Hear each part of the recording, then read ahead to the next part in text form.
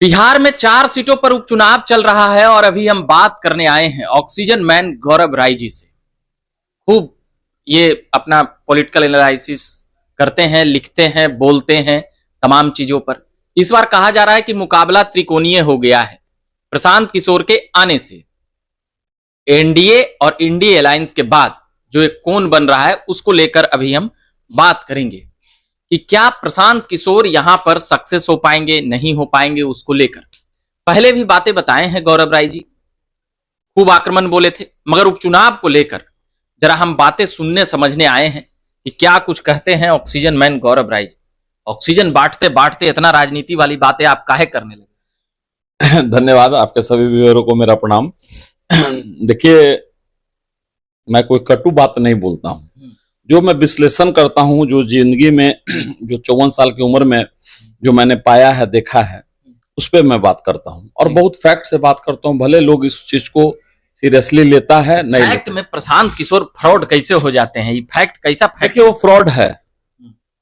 ज्यादा जो पढ़ लेता है ना, जो ज्यादा तेज होता है वो मखता है। कहावत है ना, गांव में घर में हम लोग सुने हैं, मखता है। वही चीज ये है। इसको ये लगता है, अपने कहावत, एक छोटे कहावत के साथ हम आपसे अपनी बात को स्टार्ट करते हैं।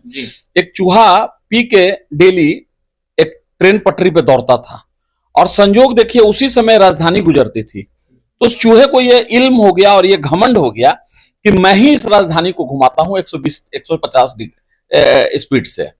और एक दिन राजधानी लेट हो गई और एक गिद्ध या उल्लू कहिए, जो एक पक्षी रोज इसकी कहानियों को देखता था, और एक दिन ट्रेन लेट हो गई और वो फिर चूहा पी के वैसे ही दौड़ने लगा। क्या देखो, मैं ट्रेन को दौड़ा रहा हूं। और ट्रेन लेट थी, चूहा को समझ में नहीं आया और ऊपर से वो उल्लू। आप यही बात प्रशांत किशोर को कह रहे हैं कि प्रशांत किशोर जी ये चल रहे हैं तो उनको लगता है कि वही ये पूरी चीजें जितवा रहे हैं। एकदम लैपटॉप से और कंप्यूटर के डाटा से अगर चुनाव जीता जाता है ना, तो पहले भी हम आपके इंटरव्यू में कहे हैं कि 2 सीट पे उत्तर प्रदेश में कांग्रेस नहीं आती। ठीक है ना। कलकत्ता में दूसरी कहानी थी, पहले भी हम लोग बात कर चुके हैं। इस उपचुनाव में जैसे वो नई पार्टी बनाए, जनसुराज पार्टी, एक दलित को अध्यक्ष बनाए, तो लोगों में एक आशा और उम्मीद की किरण जागी है कि उमस भरी व्यवस्था में प्रशांत किशोर कुछ बेहतर कर रहे हैं, कर सकते हैं। इस पे मैं मीडिया बंधु से पूछता हूं कि क्या आपको आशा लगता है? हम लोग को तो लग रहा है कि वो नया आदमी आए हैं, कुछ करेंगे जी। ऐसा कुछ नहीं है। एक सामाजिक व्यवस्था के तहत मेन बात है कि अगर आप पूरा खाए रहिएगा ना, तो आप कभी भी परेशान नहीं होइएगा। आपको कह दिया जाएगा कि 10 किलोमीटर चलिए, आप चलिएगा। समझिए इस चीज को। तो उसी तरह एक खाया पिया और पैसा से समृद्ध नौजवान, इनको नौजवान क्या, हमारे एज ग्रुप के होंगे या हमसे छोटे होंगे, हाँ, तो एक सपना दिखा रहे हैं। 35 साल से जो बिहार वासियों को जो लोग सपना दिखाए हैं, बड़े भाई, छोटे भाई, भाजपा, उसी की एक छोटी सी कड़ी है ये थोड़ा सा अपने को दिखाते हैं, लैपटॉप लेके चलते हैं, इनके साथ कीर्तन मंडली चलती है ना। और ऑल बॉयज, मतलब कि जो लैपटॉप बॉयज एंड गर्ल्स, साहब वहां इतना वोट है। आप मेरे यहां आते हैं तो आपको मालूम है कि यहां आना है, पिलर नंबर 81 पे आना है और वहां से फिर सामने से पकड़ के ऊपर आना है। लेकिन आप सिर्फ नेट पे जाके देखिएगा तो आप क्या महसूस कीजिएगा?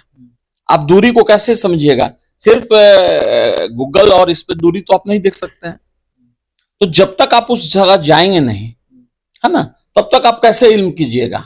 तो अब प्रशांत किशोर हर जगह का दिखाते हैं, इस गली में इतने वोटर हैं, ये वोटर हमको दे देंगे वोट। साहब, किस बात का आपको वोट दे देंगे? यही चक्कर में यूपी में कांग्रेस एकदम यही चक्कर में। ठीक है, डाटा के रचयिता अच्छे हैं, है ना।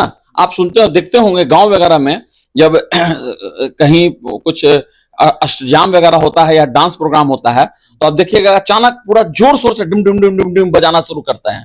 तो उसे ही बजैया और गजैया ये आदमी है। कौन दुश्मनी है? पुराना जन्म उन्म के का दुश्मनी है प्रशांत? देखिए, प्रशांत जी अच्छे आदमी हैं, खराब आदमी नहीं है, लेकिन जो साफा पहन के वो आ रहे हैं ना, उससे आपको परेशानी, उससे परेशानी है। ये गलत टोटल। फिर भी 4 जगह वो अपना उम्मीदवार दिए हैं, 2 जगह तो बेचारा बदल के फिर सेट कर दिए। कितना वोट ला सकते हैं? क्या जमानत बच सकता है? क्या वो रेस में है? कहीं रेस में नहीं है। इन चारों जगह पे वो कहीं रेस में नहीं है, जमानत नहीं। और कहीं ना कहीं वोट कटवा भी हम इनको नहीं मानेंगे। वोट कटवा वो होता है कि आपको 1 लाख आया, हमको 80,000 आया और 20,000 आपने काट लिया, तो मैं मानूंगा कि प्रशांत किशोर वोट कटवा है। मतलब 20-25 हजार वोट नहीं, सवाल नहीं उठता है। आप एक चीज बताइए, इतने बड़े रणनीतिकार हैं और कर्नल साहब को इन्होंने जो तरारी से सीट दिया, क्या प्रशांत किशोर को नहीं मालूम था कि वोटर लिस्ट में उस स्टेट के वोटर लिस्ट में उनका नाम होना चाहिए? देखिए, बहुत पकड़ के हम छोटी बात कह रहे हैं। क्या उतने बड़े वो कैप्टन जनरल थे, और उनको छोड़ दीजिए, वो तो जनरल थे, लेकिन क्या प्रशांत किशोर को ये मालूम नहीं था? मान लीजिए अगर आपको मैं टिकट देता हूं और मैं कहता हूं कि मैं वेल क्वालिफाइड हूं और मैं ऐसा कर रहा हूं, वैसा कर रहा हूं, तो आप एक छोटा चीज रविकांत जी बताइए कि कैसे हम ये मिस्टेक हम कैसे कर लिए? पहला चीज इनका, उसके बाद ब्लेम दे रहे हैं कि राजद और भाजपा वाले लोग नहीं चाहते हैं कि यहाँ देखिए क्या है कि हम भी अगर फर्स्ट से सेकंड करते हैं ना, तो हम कहते हैं, जैसे पुराने जमाने में हम सुनते थे कि बाबूजी तू हमरा न पढ़ैला, मैच हार गए तो हाँ, ब्लेम कर दिए। जो अभी चुनाव आयोग भी कर रहा से भी हो रहा है और कांग्रेस से जो हो रहा है। अब आते हैं हम चारों जगह उपचुनाव पे। हमारे हिसाब से चारों उपचुनाव में प्रशांत किशोर कोई मुद्दा नहीं है। 10 या 15 गाड़ी, चकाचक गाड़ी, कुछ मोटरसाइकिलें, जन स्वराज के बैनर तले, और हम 14 तारीख को आपसे बात करेंगे, आपको फिर हम बुलाएंगे यहाँ पे। और अगर हम गलत करेंगे, अगर मेरी बात गलत निकलती है तो मैं आपके चैनल से माफी भी मांगूंगा और एक शपथ लूंगा, क्योंकि हम टिक्की रखते हैं बड़ा सा, मैं टिक्की छू के शपथ ले लूंगा कि मैं कभी किसी पर राजनीतिक टिप्पणी नहीं करूंगा। अच्छा, तो कहाँ बेला में क्या लग रहा है? जैसे यहाँ तरारी में क्या लग रहा है? तरारी में, रामगढ़ में क्या लग रहा है? टफ है जी, इमामगंज में क्या लग रहा है? नहीं, तरारी से हम बात करते हैं। तरारी में कहीं ना कहीं ब्रह्मेश्वर मुखिया के समर्थकों में आक्रोश है कि सुनील पांडे के बेटा को क्यों टिकट दिया गया है। कहीं ना कहीं ये आक्रोश है और अंडर करंट है। इसको ये लोग कितना मिनिमाइज कर पाते हैं, ये बहुत डिपेंड करेगा। अगर ये मिनिमाइज कर लिए तो सुनील पांडे जीत जाएंगे। लास्ट टाइम भी मात्र कुछ 336 या 400 सवा 400 वोट से हारे थे। बेलागंज में देखिए, अभी तक तो जो लग रहा है, जैसे जदयू ने कैंडिडेट बदला है, मनोरमा देवी को दिया है टिकट, तो यहां धन और बल की लड़ाई है।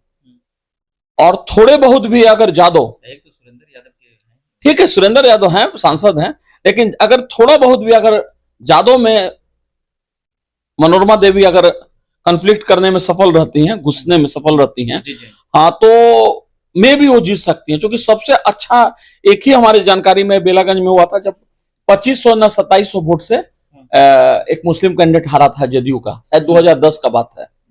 तो बातें चल रही थी कि अगर जदयू मुस्लिम कैंडिडेट देता तो करिश्मा हो जाता है यहाँ पे। जी, इस बार ये बात थी, लेकिन अब नहीं दोहराया गया, नहीं कर सकते हैं। और सुधाकर प्रशांत किशोर तो दिए, वो फैक्टर नहीं बनेंगे। हम हाथ जोड़ते हैं, हम कोई नाटक नहीं करेंगे। 14 को हम आपसे बात करेंगे, आपको नाश्ता कराएंगे। अच्छा, अब इमामगंज में क्या कहिएगा? मांझी जी और भाजपा ये लोग कहते थे कि परिवार, यहाँ तो पूरा परिवारवाद दिख रहा है। आप मेरा परसों का पोस्ट पढ़िए, 35 साल में टोटल बिहारी, आप हो, हम हो, जितने लोग हो, हम लोग ठगे गए। परिवारवाद कोई मुद्दा नहीं है इन लोग के लिए। हम लोग के लिए मुद्दा हो सकता है, लेकिन इन लोग के लिए जनरल होता है कि वो बहुत लोकप्रिय हैं। चूतिया बनाता है। हाँ, चूतिया बनाना, एकदम विशुद्ध चूतिया बनाना इसको कहेंगे। आप मेरे मुंह की बात छीन लिए, एकदम विशुद्ध चूतिया बनाते हैं लोग। कोई परिवारवाद का नाटक, आज परिवारवाद की बताइए, अपना मांझी समाज में और भी गरीब होंगे, आप अपनी जाति में भी देते अपना बहू को। नहीं, हमको तो आश्चर्य लग रहा है कि बहू को कह रहे हैं कि बहुत दिन से सक्रिय है राजनीति में, और हमने आज तक नहीं देखा। मांझी हम देख रहे हैं जितनी जाति आधारित पार्टियां जो बन रही है उस पर, गौरव जी, कि वो अपने परिवार में रख रहे हैं टिकट, अपना बेटे बहू तक, अपना मतलब। भाई, राजद में देख लीजिए ना, एक MP, एक MLC। इमामगंज लग क्या रहा है? इमामगंज में देखिए, अंततः एनडीए जीत जाएगा। क्योंकि देखिए, रामगढ़ में टफ फाइट है। राजपूतों का वोट किधर बटेगा?